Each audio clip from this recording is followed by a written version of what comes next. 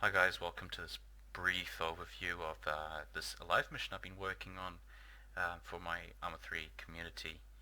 Um, basically, we'll be looking at how to set up a relatively basic ALiVE mission for ArmA III using the RHS Escalation mod, um, where the opposing faction, in this case will be the Russians, have control over, well, in this case a giant slab of Chernarus, and are looking to expand across the map. So, I hope most of you know how to place units individually and set them to playable stance. I've got a few small squads here, a small, what we can say like a small command team, 2 infantry squads, and a sniper team. These modules here belong to the AGM medic mod. Very good. You should check it out if you don't know about it. It gives ArmA III a proper medical system basically, and a bunch of other interaction possibilities. Yeah, very good. So, well, basically, to begin, I'll put down the ALiVE required module. Press F7 to set editing mode for modules, and then double click. Just press F1 and double click on this module. What it does is it just warns players if you are not running the ALiVE mod. Tied with this module is the garbage collector, which is quite important if your server is not the most powerful, or you want to keep lag to a minimum. Basically, every 100 seconds it will look at the map and see how many useless objects, dead objects, are lying around, and we'll clean them up if this number is higher than 50. So obviously this can all be changed. For example, I can set it to 300 seconds or 5 minutes, and I can set the limit much higher to, I'd say, I don't know, 120 objects. You can also exclude certain objects from being wiped, which is quite useful if you have, custom weapon boxes, arsenals, and you don't want them removed. So, yeah, going on, we've got the, quite an important component of the ALiVE module system, the ALiVE virtual AI system, which is basically the what used to be the ALiVE profiling system. This is where the settings for AI spawning can be found. For example, you got the spawn radius. So here it's set at 1,500 meters. It's the distance around a player where you'll find AI spawns. This one being on the ground. You've also got one for when you're in a helicopter, 1,500 meters here, and you've got one for planes as well. Now this is quite important if you're planning long-range missions. You need to make sure that your pilots, if you do have pilots playing with you, can actually see the enemy. Unfortunately, at 0 meters, you might have a few issues. The active limiter, also very important. It sets the max number of virtualized AI to spawn at any one time. So this is quite important, especially for weaker servers. You can limit the amount of AI spawn on the map at any one time. 50 is a good number. Obviously, you can change this to your situation, your playstyle, your community's server performance, etc. How many players are playing? Yeah. So, very important component. Can't really play without it, unfortunately. Right, so that was the virtual AI system. Now let's actually look into setting up the Russian faction on Chernarus. Now you're going to need a military AI commander module. Press F7, double click on the map, and you'll find the military AI commander module in the ALiVE modules list. Now let's have a look at the module itself. Basically what I've done is I've changed the control type here to invasion instead of occupation. And this case I want the Russian army to be invading Chernarus from its military bases instead of just occupying them. I've set reinforcements on blocked. Now you have three options here: constant, blocked, and seldom. Basically it sets the reinforcement rate. Here it'll be 75%. You've got the factions here, so this is where the faction you want to set up. This is where you select them basically. So by default you have all the original ArmA III factions. If you have a custom faction that you've installed, in this case RHS, the RHS factions, you're going to want to put the faction name that you'll find usually in the README folder, sorry, the README file of the mod. I'm looking at the Russian MSV faction. It's basically the infantry component of the Russian army. So it's called RHS_faction_MSV. So Military Air Commander requires a couple of modules to actually work. One of those being the virtualized system, which we have already placed down, and at least one placement module. Now you've got two placement modules. You've got the military placement module, military objective, and the military civilian objective placement module. Now the military objective placement module is where you're going to configure the military presence in military zones. So bunkers, outposts to military bases, all sorts, all sizes. So what's really important here is to set the TAOR marker, the Technical Area Operation Responsibility marker. So you need to put down, in this case, I've put it as map. Now map is actually the name of a, what's it called? A marker, but it's a special type of marker. It's not just a normal marker. It is by pressing F6, insert marker. It's a rectangle marker or it's an elliptical marker. Don't use icons. You need to really use rectangles or ellipses. And you will set the size here and here. You can change the color. And what's really important is you give it a name. So I've called mine map. And if we go back into the military objective, where it is, there you go. Military placement objective marker module. Sorry, I've set the TAOR marker as map and the blacklist marker as protection zone. And protection zone is this giant marker here. And basically, what it does is by setting those two, whoops, wrong one. By filling out those two marker boxes, your TAOR marker is where you'll find your enemies, whereas the blacklist marker is where you will never find enemy spawns. So they will never spawn in a blacklist marker, basically. Objective size filter, objective priority filter, I wouldn't touch these at the moment. I'm not too sure about what they do. Place units, not too sure either. I will just leave it as placed units. That's just fine. It works just fine as it is. Now force size is quite important. It will indicate the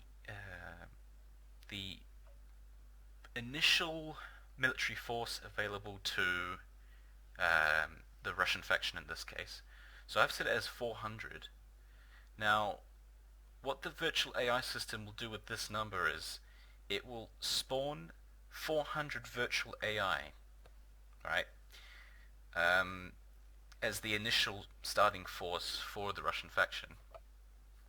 But it will only spawn, as we've seen, it will only spawn 50. Right, that's something to keep in mind, because you can, if you want, you can put in 1,200 units, virtual AI, in this case. But as long as you don't change this virtual AI system active limiter number, you won't get more than 50 AI spawned that you can actually see within 1,500 meters of your location. Going down the list, we have force weighting. Now this is where you can actually specify the type of, preferred type of force deployed. You've got a bunch of options: armored, mechanized, motorized, light infantry, and spec ops. I'm just going to keep it on random because I like it how it is. Random camps is a new option. It will spawn a series of camps, basically, in the tail marker.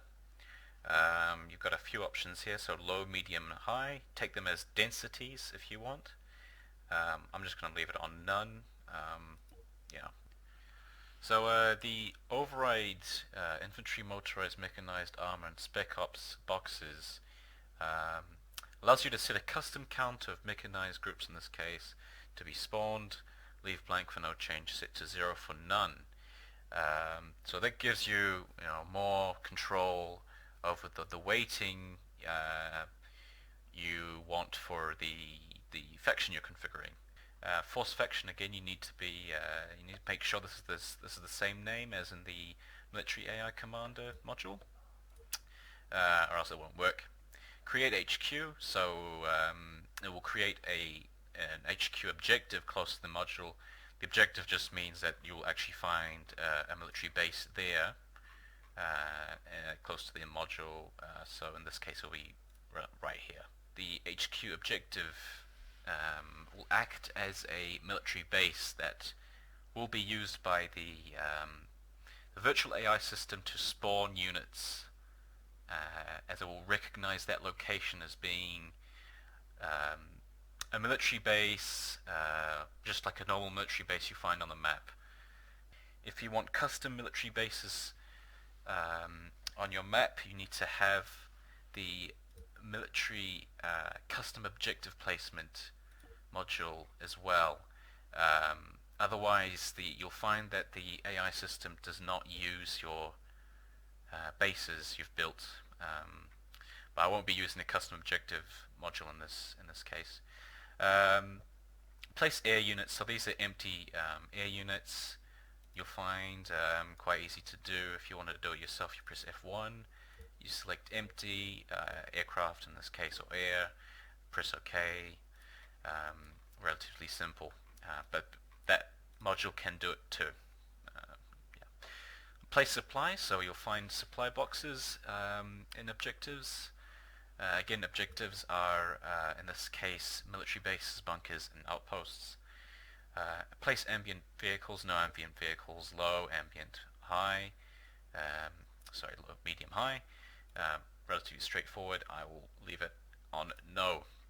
Now, so that's the military objective marker, military objective module. You've also got the civilian objective module. Now, this is more specific to towns and cities. So if you're interested in urban combat more than you are, say, assaulting a military base or a bunker, etc., and you're more interested in close quarter combat in an urban setting, you're going to need the military placement civilian objective module. Now, I'm just going to cancel that because I don't want to lose these tail markers I've done. So again, I've got on map protection zone. In this case, it will spawn units in cities and towns included in the map marker zone. There you go. You got protection zone as the blacklist marker. I'm going to leave these two options by default. I did not touch these three options. In fact, these three options here, sorry. Place units to, so 4 options. You've also, once again, you've got the force size. In this case, I only want 200 virtual AI to be spawned in towns and cities. Again, you'll only find 50 AI if you're in a town within 1,500 meters of your location.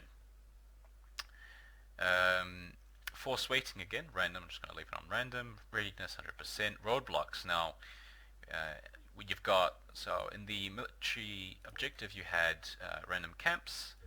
In civilian objectives you have roadblocks. Roadblocks, again, you can configure to your liking. You can have roadblocks everywhere if you want, by setting on all or extreme, high, medium, low, etc. I'm going to leave it as none again.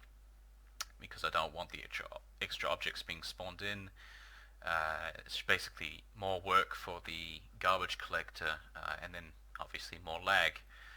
Um, Again, you've got the override boxes, and your force faction. Oh, this is incorrect. I will set this as RHS faction underscore MSV.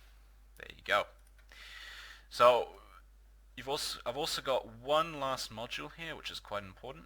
At least in my case, it's quite important because I want the Russian army to reinforce itself over time. You've got two options here. Oh, go again. You got enable debug persistent. Don't touch those. It's not very important at the moment. Reinforcement type dynamic, static. I'm just going to leave it on dynamic because that seems to work for me. I haven't really seen the difference between the two options. I might look at them later on and release a new video if need be.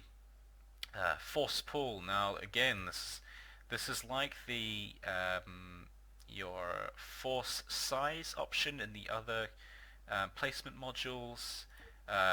500 is the number of groups that can be called upon for reinforcements, but by setting at 500 groups, you're not necessarily going to find 500 companies or battalions being spawned. It's not. It's 500 groups. You know, a group ranging from 1 unit to 10 or 20, however you want. You've got options here to allow certain groups to be spawned as reinforcements, so infantry, mechanized, motorized armor, helicopters, and planes. I'm just going to leave it all on yes because I want all types of reinforcements. I just find that more fun. Okay, so that's the Russian faction setup.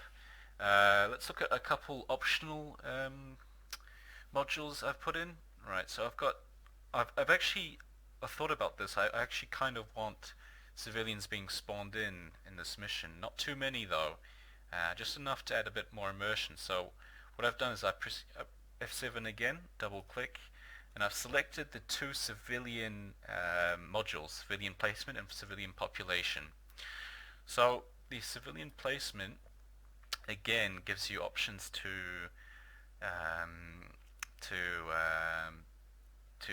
identify where civilians are being spawned and where they cannot be spawned. Tail marker, blacklist marker, we've seen them before. Yeah, so you've got most of the other options here too, like objective size filter, objective priority filter.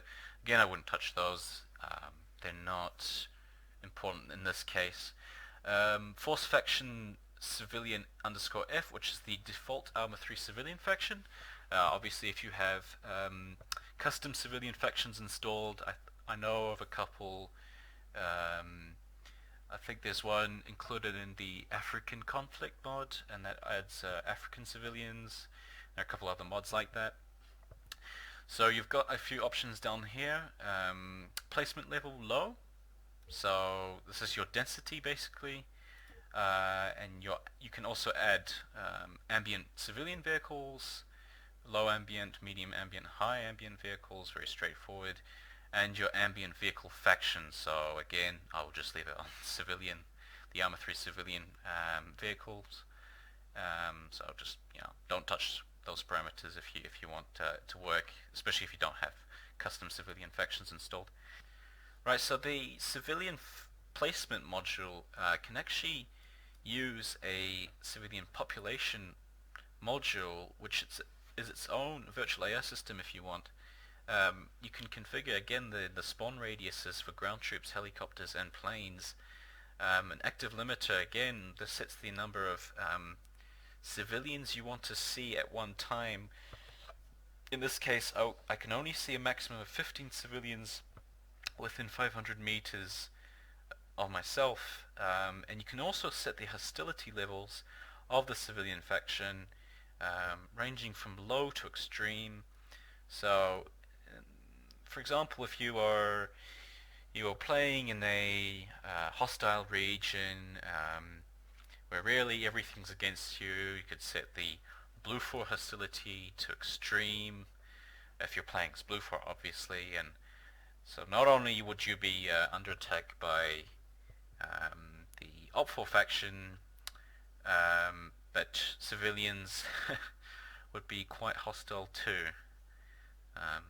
Yeah, we'll just leave it on low for now.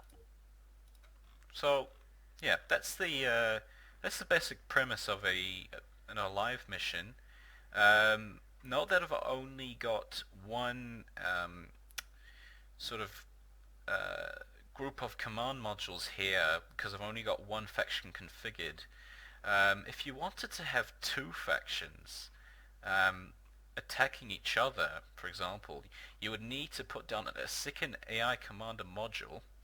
So let's do that right here. I won't be actually using this in my mission, but I can, just for demonstration purposes, I can sit down a second one. I can set the faction as the opposing faction to Russians. In this case, any blue 4 faction will do, so we can pick NATO. I can set the control type as invasion or occupation. Again, I can configure all of this. I will set down a second module that is required, which is the one of the two placement modules, either, or three, sorry, yeah, three, I keep forgetting the custom objective. The civilian custom or military objective, I'll just pick the military one, sorry. Again, I configure all of this, TR, blacklist, or everything again. Make sure to change the force faction. And what you want to do is, oops, we've lost, let's put that back down again. Seems like we've lost it. So at the end, to make everything work, you need to make sure you have the modules that deal with one faction all linked to the military AI commander for that faction. Not grouping won't work. You really need to link it. So press F5 and just link everything to the military AI commander module. Again, if you wanted a second faction, you would do the same. So let's just do that. And to make, for example, if you wanted to have two factions go to war with each other, you need to link the military AI commander of one faction to the placement module of the second faction. And again, the second faction's AI commander, you select the placement modules of the first faction. What this will do is allow the military AI commander of one faction to recognize the objectives of the second faction.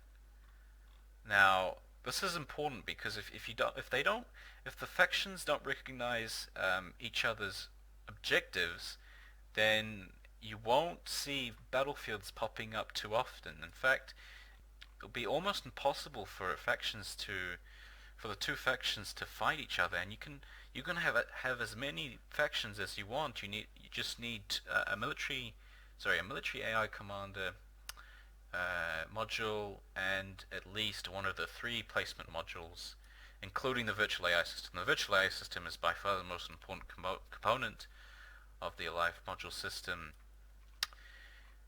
So yeah, let's actually look at how this looks in game. So I'm just going to have one faction running for now. Right, so we've loaded in. Depending on the size of the map and the amount of AI you spawn in, it might take quite some time for your mission to actually load. So let's have a look at the Russian faction being spawned in. So this is me. I've just spawned in as a American infantryman. I'm going to go into Zeus. So I've got the MCC mod also running. So in this case, you can actually already see enemy groups spawn on the map, even in MCC. Now let's go into Zeus and actually go to those locations. So here, as you can see, we've got enemy units being spawned in as we speak. As I've set it as a invasion control type, the Russian faction has in fact pushed outside of its limits. If you've seen, this is on the wrong side of the initial Teor marker. Right, so there's a final thing I'd like to talk about, just the actual live menu system in game. Um, by default, I believe the control for most of you should be um, the button next to your right control. I'm not sure what that's called. Just hit that and you'll get a smaller live menu popping up. If you're an admin, you get admin actions. So this is where you can debug a few of the modules that might not be working. You can enable ghosting, which allows you to be invincible. Um, enable teleporting, teleport units, quite straightforward. You've got player logistics as well. I'll go into that in another episode because, well, that's an entirely different story. There's a lot of things to explain there. And yeah, so that's it. Hope you've enjoyed this. It's not I can't really say brief introduction. This introduction to ALiVE for ArmA III using the RHS faction. Yeah. Rate, comment, and subscribe, and I'll see you later.